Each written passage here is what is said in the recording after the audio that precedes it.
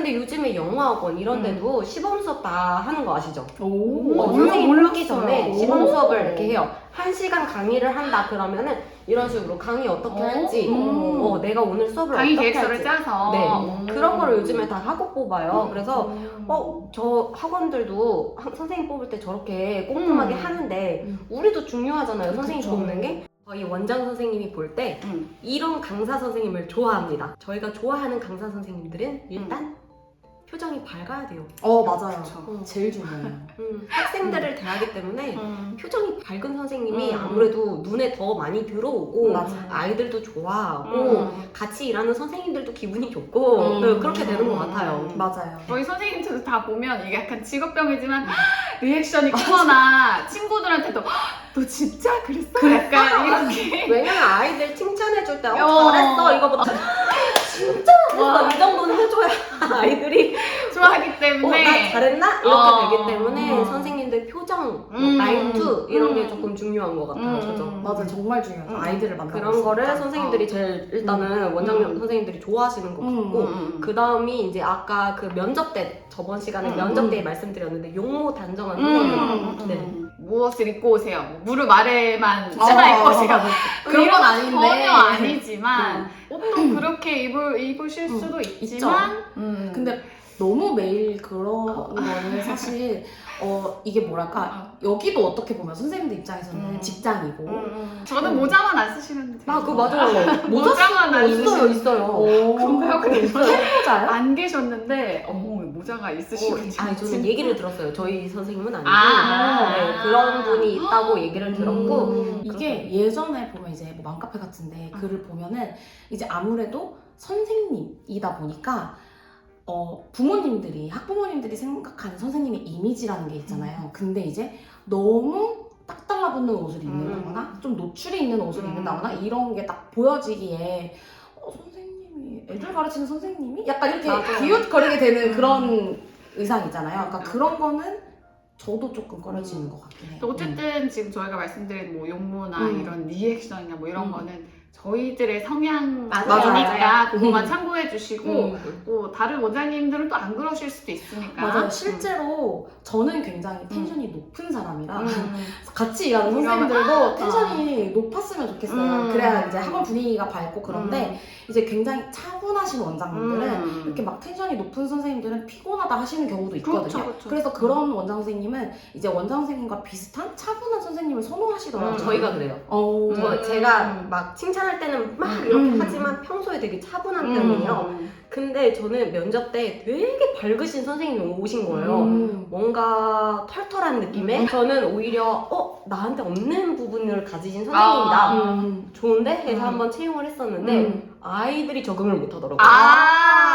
그럴 수도 그럴 수 있겠다. 진짜. 저희 학원 아이들은 제 성향에 길들여져 있는 거예요. 근데 선생님이 오셔서 막 애들한테 막 다 파워풀하게 이렇게 하시니까 애들이 약간 어서 와. 나에게 어서 와. 겁을 먹더라고요. 아. 그리고 선생님 목소리가 너무 크니까 오히려 좀 무서운데 이렇게 그럴 수 인식을 있겠다. 하더라고요. 그럴 그래서 수 있겠다. 이게 너무 극과 극으로 가는 선생님을 맞아. 구하는 것보다 오히려 비슷한 비슷하게. 결의 선생님을 맞아. 구하는 것도 중요한 것 같아요. 맞아요. 그거 진짜 중요한 거. 세 번째는 이제 시간 개념.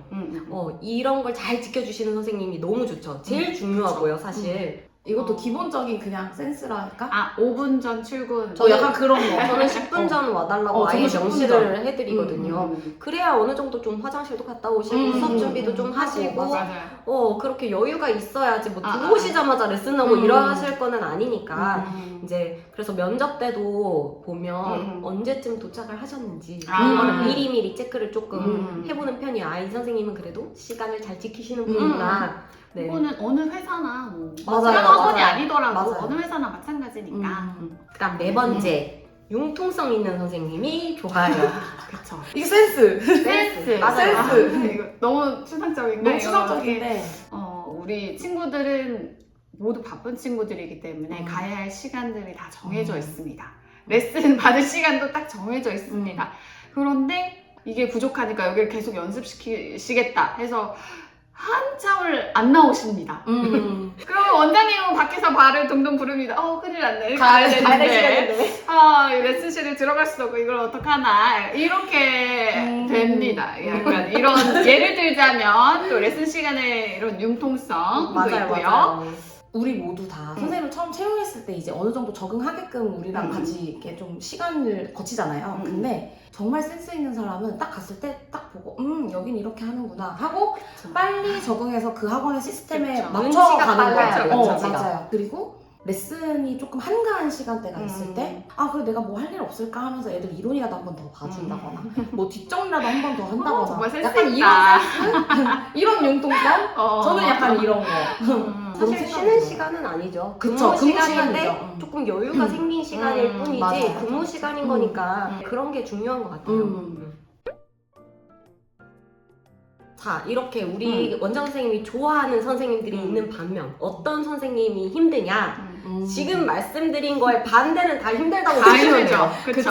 힘들죠? 조금 힘들죠? 맞아요. 이 반대들은 다 힘들고 그거 플러스 또 음. 어떤 선생님들이 힘든지 한번 얘기를 나눠볼게요. 저는 핸드폰 사용하는 거. 아이들이 티는 안 내지만 늘 우리를 보고 있어요. 그런 아이들 앞에서 계속 안 바쁠 때 이렇게 하고 있으면 안 되겠죠? 저는 실제로 이런 타임을 만나봤어요. 레슨을 하러 들어갔는데 이제 그 타임이 조금 한가로운 타임이었어요. 그러면 저는 애들이 만약에 그 시간에 4명이 있다. 그러면 그 시간 동안 한 명을 더 길게 봐줄 수 있잖아요. 아직 좀 시간 있으니까 몇 번 더 치고 있어봐. 그러고 이제 그 옆에서 이렇게 핸드폰 하고 계시는 거예요. 사실 너무 급한 연락이 있으면 아이들 안 보이는 데서 하시면 잠깐 되죠. 보는 거는 맞아. 괜찮지만 그래서 저는 아예 선생님들은 핸드폰을 가지고 다니시지 않았으면 좋겠다고 말씀을 드려요. 레슨 때는 그냥 아예 가방이나 그런 데다가 그냥 넣어두시고 뭐 급한 일 있으면 저한테 먼저 말씀을 하시고 저 통화 하나만 해도 될까요? 이렇게 하시는 선생님들은 계시지만 그건 언제든지 오케이죠. 저희는 어쩔 수 없어요. 원장 선생님들 같은 경우는 어머님한테 중에도 계속 연락 오고 계속 연락이 오고 지금 누구 도착했나요? 뭐 출결이 있음에도 맞아요. 불구하고 어쩔 수 없이 저희는 핸드폰을 잠깐 확인을 하면서 하지만 저도 가능하면 학생들 옆에서는 안 하려고 하거든요. 맞아요. 두 번째, 강사 선생님들의 거짓말? 있죠. 거짓말 아닌 거짓말 그쵸. 같은 거짓말? 경조사가 갑자기 왜 이렇게 많은지 몸들도 너무 아프시고 맞아요. 그렇죠. 분명히 이제 근무하시기로 할 때 저희와 약속한 근무 시간이 정해져 있음에도 맞아요. 불구하고 뭐 아프다 그러면은 진짜 아픈 거는 내 맘대로 할 수 있는 게 아니니까 어쩔 수 없지만 그래도 너무 잦은 아픔으로 인해 뭐 결근 이런 거는 조금 문제가 될 것 같아요. 피아노 학원뿐만이 아니라 회사 생활을 하시는 분들도 사실 월차나 이런 것도 미리 말씀을 드리고 맞아요. 쉬시고 뭐 반차도 미리 신고를 하고 쉬시기 때문에 이런 거는 조금 저희 원장님과 이렇게 좋은 소통이 돼야 되지. 이거 거짓말해서 이날 꼭 쉬어야 되는데 뭐 할아버지가 돌아가셨습니다. 할머니가 돌아가셨습니다. 이런 거짓말은 원장님들도 다 아시기 때문에 이게 우리가 하는 일을 얼마나 자기 직업의식을 가지고 사명감을 가지고 임하는지 아니면 진짜 이거는 그냥 뭐 잠깐 하는 아르바이트 이렇게 생각하고 임하는지 이거에 대한 책임감에서 나오는 태도라고 생각을 하거든요. 그래서 이런 것까지 사실 뭐 아프다고 했을 때 진단서 가져오세요.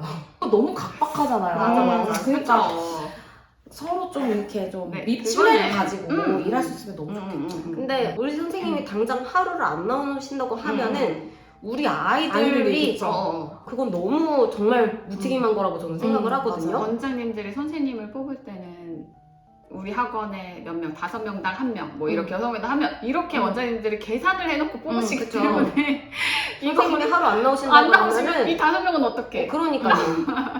이렇게 근데 되니까 그 첫 5명만 번째. 문제가 아니라 다른 선생님이 맡고 있는 아이들까지. 맞아, 이렇게 맞아, 나눠서 가야 맞아, 되니까 맞아. 모든 아이들이 피해를 보는 거죠. 그래서 이거는 좀 책임감 있게 그쵸. 조금 해주시면. 해주시고 가능하면 거짓말하지 마시고 그쵸. 네 그래야지 맞아. 될 것 같습니다. 네, 이제 이렇게 강사 선생님을 채용을 하고 첫 근무를 시작하기 전에 우리가 꼭 해야 되는 게 있죠. 바로 계약서. 중요해요. 네. 그렇게 이거 중요한 이거 계약서.